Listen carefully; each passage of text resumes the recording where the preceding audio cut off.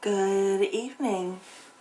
I know that I just uploaded a video, but I was just so excited about uploading a secondary one. So here we are. It is a little bit later than I had intended because I went and ate dinner, like I said I was going to.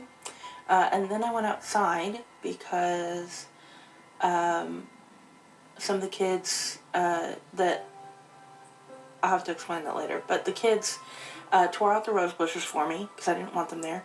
And they dug out our fire pit, which is nice. They also managed to fix our weed eater. So one of them said, and I quote, you want something done, get you some rednecks because they'll get it done. And honestly, she wasn't lying. Facts on facts. So and then I walked in to tell my sister that they fixed our weed eater, and she was watching the first Jurassic Park movie, so I went in and sat down and watched Jurassic Park with her, and for a little bit, and then I realized the time, and I was like, oh no, I said I was going to record a second video, and I did not do that yet, so here we are. It's a little bit late, but that's okay. We are starting Chapter 4, A Cry for War. The April rains poured down outside the Dancing Dove as Alana examined the scrap of dirty paper George had given her, wishing it would go away. There's no chance of a mistake? She asked her friend. None, the thief replied. I've received the same reports from the castles where the troops are hid, and from the rogue in Toussaint's capital. Duke Hillam, King Aen's brother, sees himself as a conqueror. He's mobilized all their armies, and the spearhead points right at the Drell River. With the mountain passes open, he shrugged. I give it 2 more weeks before they're locked onto the river's right bank. The fort there won't hold out much more than a week once Duke Hillam attacks. Alana looked at the tiny map. What a stupid place to fight a war, she whispered. It's enclosed by mountains. Neither side will have room to turn. The mountains will slow down the reinforcements, supplies, and we're going to be doing a lot of fighting in the river. She folded the map and stuck it in her shirt. Thanks, George. I just wish I had some good news. The thief's fingers touched her chin gently, making her look up. Alana blushed. He hadn't kissed her since John's birthday almost a year ago, but he had let her know, with little touches, with softness in his eyes, when he looked at her, that he was stalking her. Jonathan looked at Delia in much the same way. That Alana got such attention from George terrified her. I have to leave, she said, gathering up her cloak. All right, then. He opened the door for her. Let me know what's done. Alana couldn't help but grin. Don't be silly. You'll probably know before me. She hurried out into the rainy night. She found Miles of Alou in his chambers, translating some ancient document. Faithful was curled up before the night's fire, having told Alana he preferred napping before a warm hearth to trotting to the city in the rain. He greeted Alana now by leaping onto her shoulder. The moment Miles saw her face, he put his translating aside. What's wrong? Alana pulled the folded map from beneath her shirt, watching Miles's face as she opened it. You have some friends in the city, she replied softly. A young burglar named Merrick, an old man who forges called Sculla. She smiled. They say you're a good drinking companion. I could have told them that. Miles opened his mouth to speak, but Alana shook her head. I'm not asking you to admit anything. I'm telling you I know Merrick and Sculla, and they're friends. I'm friends with the man who rules them. The rogue himself, Miles whispered. How? It's a long story, but I've known him and the others for years. Last summer, I told George, the rogue, that we were having trouble getting good information from Toussaint. He offered to help. Alana handed the map to her friend. He gave me this today. The little red arrows are Toussaint legions. Miles counted them.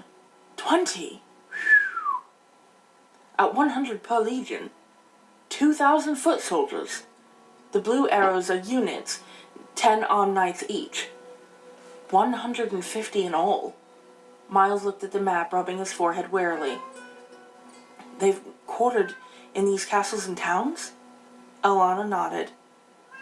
And look what they're circling around. The Drell River Valley. Miles looked at Alana. How much do you trust the rogue? I trust him with my life. I trust him with John's life. Miles rose. Duke Gareth and the king must see this immediately. I'll be certain your name and that of your source don't come into the discussion. One more thing, Miles. George says that the mountain passes from Toussaint into the Drell Valley are open. Then we've very little time, and we're not prepared. Miles shook his shaggy head. Gareth and I tried to convince Rold that Hillam would do this. If we were dealing with only King Ain, there'd be no trouble. He just wants to be left to his pleasure gardens with his wives. But Hillam has notions? Alana suggested. Miles's information had an immediate effect on the palace. Every high-ranking nobleman was summoned to the war chamber to confer all the next day and late into the night. Messengers and carrier pigeons went out from the castle in droves as the halls buzzed with gossip. Alana could only wait. Jonathan was included in the discussions, but his squire was not.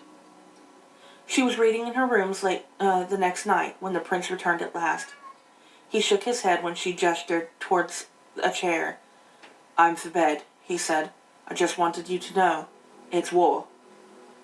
Father sent out the call to muster. The initial force, that's us, rides in 5 days. Alana's heart drummed uncomfortably. Like it or not, she would be in her first battle before she turned 16. Who's commanding? She asked. Uncle Gareth, was the reply. Get your sleep. You'll need it. After several days of gathering arms and supplies, and outfitting men from nearby towns and villages, the initial force was ready. 3 days after the call to muster went out, the force was assembled in military formation on the wide grass-covered hill between the palace and the temple district, awaiting review by the king and Duke Gareth. Alana, stationed just behind Jonathan, surveyed the ranks of men when Duke Gareth wasn't looking. We've done pretty well for not being prepared, she was thinking with pride, when a horse's whinny split the spring air. Duke Gareth's chestnut, a big, good-natured animal, was pawing at the air and rolling his eyes as he screamed. The puzzled Duke was fighting to get the gelding under control when his saddle slipped to the side.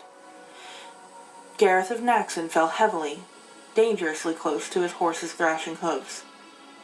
Hold your formation! Jonathan roared as a dozen men started forward. King Rold already had the chestnut's reins in his hands, and his servants were at the fallen man's side. John planted himself solidly in front of Gary, who was going to ride to his father. I said, hold formation! The big knight glared at his cousin in helpless fury. For a second, Alana was afraid he might hit John. The prince ignored the threat, adding softly, What can you do for him that isn't already being done? We're an army, Sir Gareth. Let's try and act like one. For a moment, the tension between them held. Then Duke Gareth's son nodded grimly and returned to his place in the ranks of the knights. Duke Baird, chief of the palace healers, was already beside Gary's father. Duke Gareth's face was white, and he was biting his lip in obvious pain. Alana let her hands tighten on the reins until Moonlight fidgeted nervously. She could see the strange angle of Duke Gareth's left leg. when she heard shortly afterward that the Duke's leg was broken in 3 places and that the king would be appointing a new commander-in-chief, her feeling of doom grew. It was all too neat. So neat that she decided to miss the announcement of the new commander and pay a visit to the stables. Handing Moonlight an apple, she whistled a brief tune. There was a noise in the hayloft, and her friend Stefan climbed down the ladder carrying a blanket. "Thought you'd be by," the hostler grunted. "You've a real nose for trouble, ain't ya?" Alana grinned stiffly at George's man. "What makes you think I didn't come here to cosset my horse?" "Then why whistle me up?" the pot-bellied hostler wanted to know. "Except to chat, which you do now and then. Except now you're wondering how Duke Gareth's beast, as what's gentler than your own, happened to throw his grace this marnin'." "Well, yes." Stefan opened the folded blanket. "Mayhap I'm wrong, and then again mayhap this is why." He showed her a large prickled burr stuck firmly in the blanket's weave. Alana worked it loose with difficulty. "There's a cruel scratch on the poor beast's back where it was," Stefan went on. "And who cinched his grace's saddle so loose? There be so many new folk here for the army. I don't see all as I should." "Then none of the regular hostlers saddled Duke Gareth's horse?" Stefan shook his head. "'Twas a newcomer. Mayhap he was that afraid for his life when Duke Gareth was thrown, and mayhap not. He's gone." Alana mulled this over, handing the blanket back to Stefan. "Thanks for keeping this for me," she said finally. The hostler shrugged. "I knew you'd be asking," he said frankly. "Best be careful, though. Us of the rogue knows what happens to them as asks too many questions. By the by, have you heard who's in Duke Gareth's place?" Alana shook her head. "His Grace, the Duke of Conte." Stefan chewed on a straw, his pale blue eyes fixed on Alana. "Interesting. Having a sorcerer general, hey?" "Very," Alana said dryly, ignoring the sinking feeling in her stomach. She turned to go. "Squire Allen," Stefan added, "you might be looking in the lesser library when you go back. You've got a visitor." Alana hurried into the palace, the burr pricking her hand. She was surprised to find the lesser library occupied by a hooded monk. Getting the news from Stefan, she had expected to find someone very different. "Excuse me," she began. The monk drew back his hood and held his fingers to his lips, grinning mischievously. With an exasperated noise, Alana slammed the door and locked it behind her. "Are you out of your mind?" she asked George in a harsh whisper. "Some of my Lord Provost's men do know what you look like." "Upset for my safety," the thief chuckled. "I'm touched." "You're touched in the head," Alana snapped. "Anyway, since you're here, why are you here?" "I thought you mightn't get the chance to come down to the city before you rode out, and I wanted a word with you. But you were wanting to ask me something?" Alana showed him the burr. "Stefan found this in Duke Gareth's saddle blanket. He says a new man saddled the Duke's horse, then vanished." "And you suspect foul play?" George prodded. "Of course I do. But it doesn't make sense. Why should Toussaint go to the trouble of stopping Duke Gareth leading the army? That won't keep us from marching the day after tomorrow." George shook his head. "You're thinking like a warrior. Think like a plotter. There might be reasons closer to home as to why Duke Gareth fell from his beast."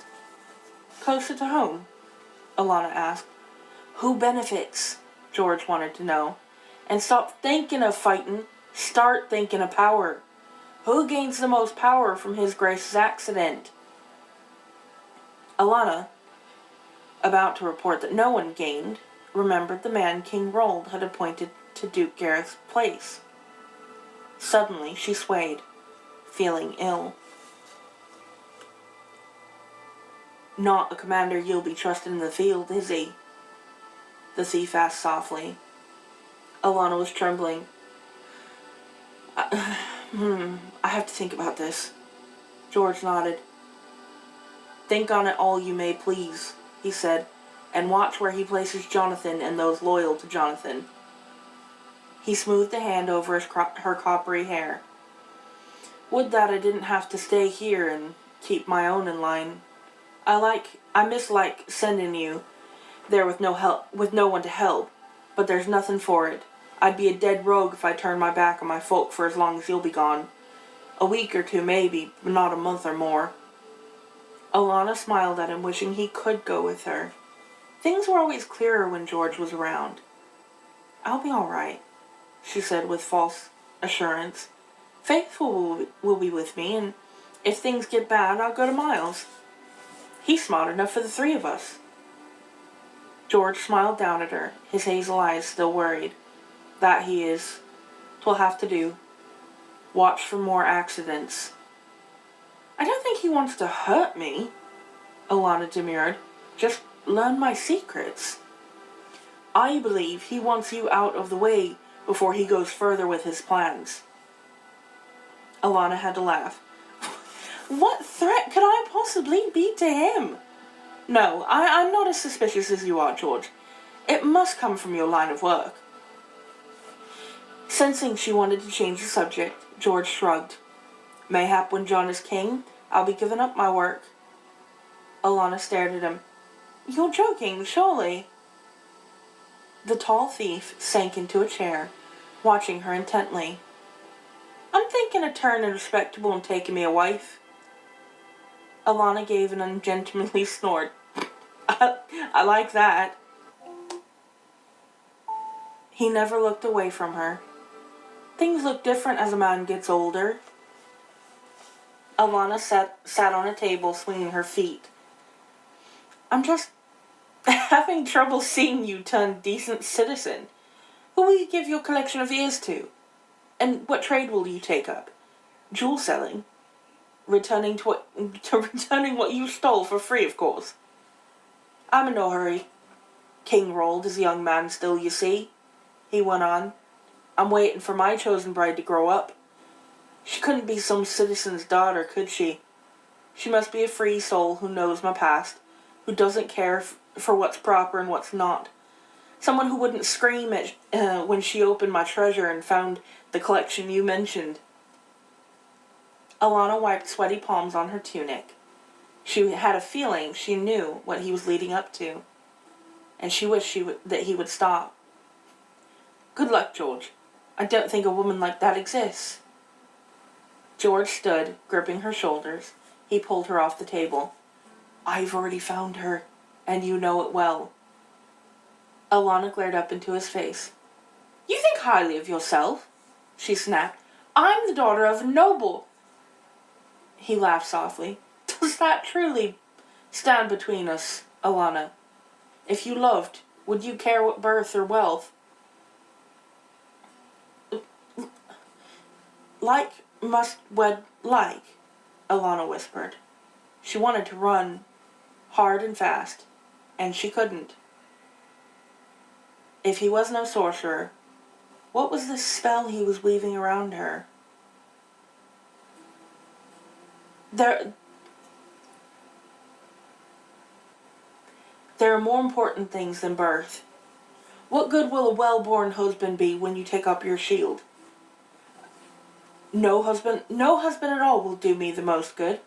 I don't plan to marry, and I certainly don't plan to fall in love. So you say no? I'm a patient man, lass.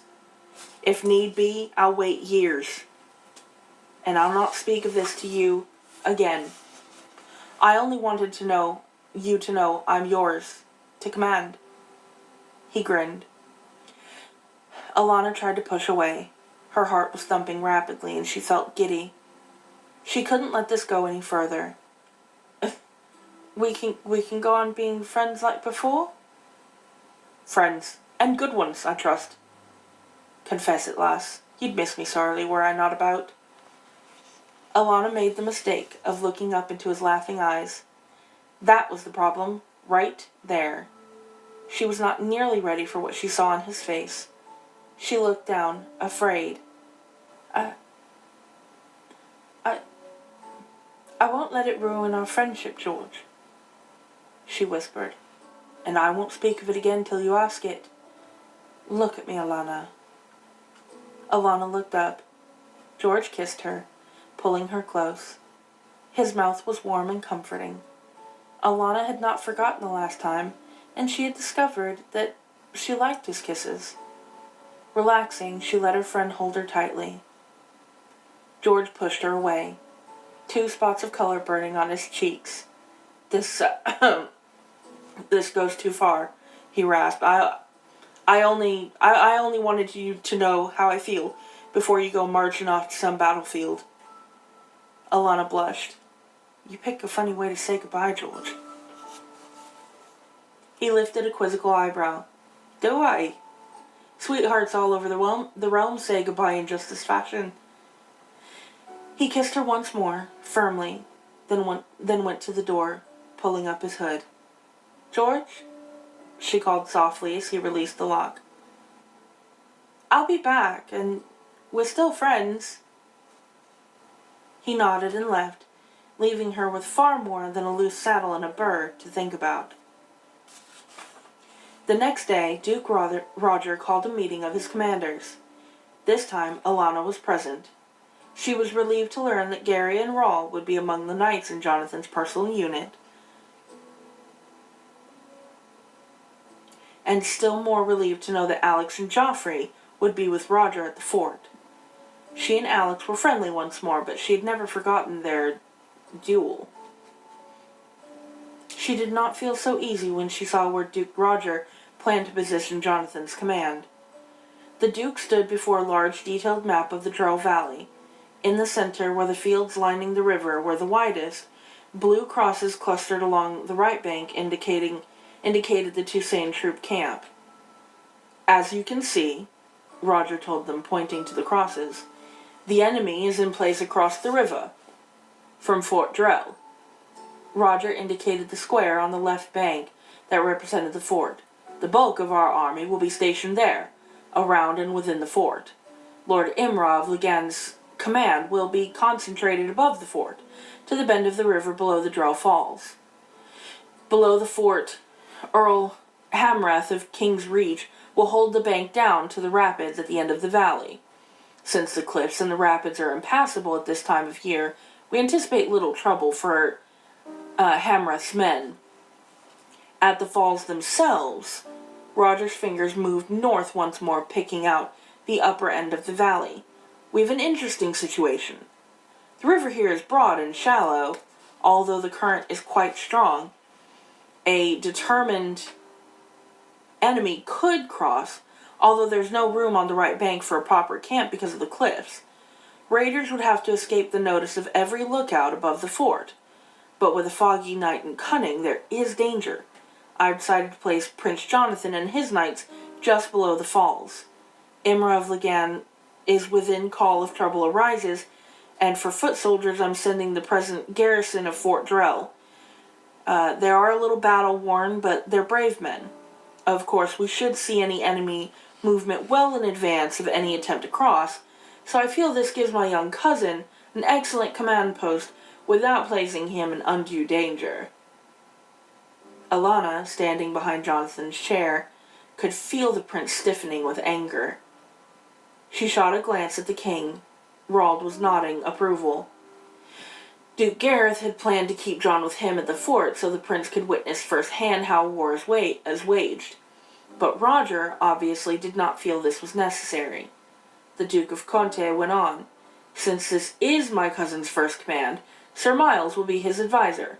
It is our hope, my uncle's and mine, that the prince will listen to a man of such wisdom.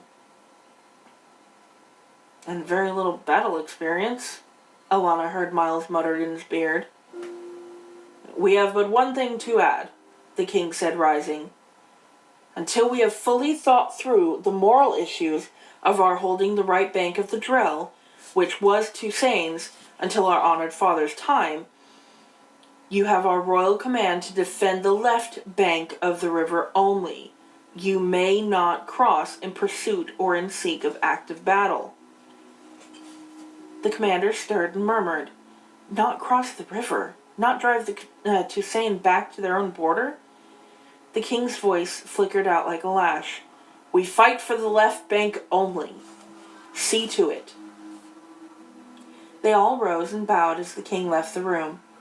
Once the door was closed, Hamrath of King's Reach sighed. Well, rest up, lads. It's going to be a long summer. He looked at Duke Gareth. Your Grace. That is all, Roger told them. We ride at the hour past dawn tomorrow. They rode east for 12 long days. When they finally reached the pass descending into the Drell River Valley, John drew up darkness, letting the long line of troops pass by. Look, Alan. Rising up below them was Fort Drell. Across the river swarmed thousands of men in Tusain uniforms, occupying their main camp. Alana followed Jonathan's pointer finger upriver until she could see a glint of white and silver through the trees. The Drell River Falls, Jonathan told her. Our new home. Faithful, sitting in a leather cup fixed to Moonlight's saddle horn, yowled that he had preferred their old home. Alana, stroking the dusty cat, had to agree. She had bad feelings about this new home. Very bad feelings, indeed.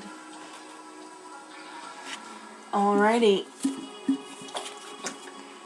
That, my friends, was chapter 4. Not a lot, but, some interesting things happen, obviously. Duke Roger is always thinking of ways to, overthrow the kingdom without actually actively overthrowing the kingdom. I feel like he's one of those people that, like in school, when they really, really, really want to lead, but they haven't quite thought it through. So, they run and they, go out for, like, school politics and stuff. But then, like, you feel like when they actually win, that they don't actually know what they're doing. I feel like he would be that person. He wants the title. He wants the entitlement. That's really all he wants. So, I think that I love George. I think stalking may have been a harsh word to use for what he was doing. Watching her and everything. He's not, like, standing outside her bedroom window and shit. He's just, keeping an eye on her. I don't know, that's just me. Anyway, that wraps up chapter 4. Like I said in the previous chapter, I am going to try to become more consistent. I know I say that every time. I know I say it. Every single time. But this time I am actively seeking to be more consistent. I've started reading a little bit more often, and I'm going to try to make time for myself to not just sit around and watch TV, but to do something. And this is something that I'm going to try to do. And I'm looking now, and this video is much shorter than the previous one. But that's okay. Anyway, I'm going to stop here. I'm going to stop rambling. Let me know your thoughts in the comments down below. Obviously, like, share, and subscribe. Share it with your friends. Share it with your friends that just want something to listen to at the end of their day and to wind down, So, yeah. Anyway, we'll see you guys later. And, probably record again next weekend. So, keep a lookout for it. Okay, love you, bye!